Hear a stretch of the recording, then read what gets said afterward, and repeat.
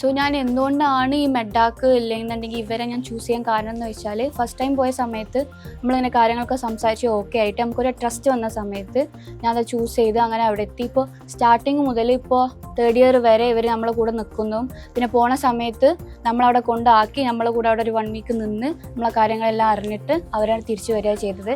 പിന്നെ per year അവർ visit ചെയ്യാൻ നമ്മളെ വരലുണ്ട്. പിന്നെ നമുക്ക് പഠിക്കുന്ന സമയത്ത് ഇപ്പോൾ സ്റ്റഡീൻ്റെ കാര്യത്തിലായിക്കോട്ടെ ഹോസ്റ്റലായിക്കോട്ടെ എന്താണേലും നമുക്കിപ്പോൾ ഒരു പ്രശ്നം വന്നു കഴിഞ്ഞാൽ ഇപ്പോൾ ഞാൻ ഇവരെ കോൺടാക്ട് ചെയ്തിട്ട് ഇവരോട് പ്രശ്നം പറഞ്ഞാൽ അതിനുള്ളൊരു സൊല്യൂഷൻ അവർ കണ്ടെത്തി തരലുണ്ട്. സോ ഞാൻ മെയിനായിട്ട് ഇവിടേക്ക് ഈ തജിക്കിസ്ഥാനെ കുറിച്ച് അറിയാനും അവിടെ അഡ്മിഷൻ എടുക്കാൻ കാരണം ഞാൻ എക്സ്പോ അറ്റൻഡ് ചെയ്തിരുന്നു ഞാൻ പോണ ഇയറിൽ.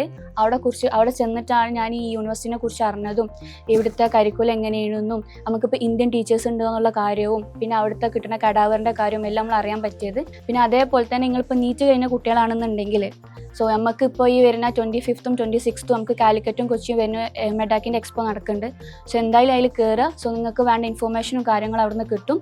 മെഡാക്ക് നിങ്ങൾക്ക് അത് പ്രൊവൈഡ് ചെയ്യുന്നതാണ്.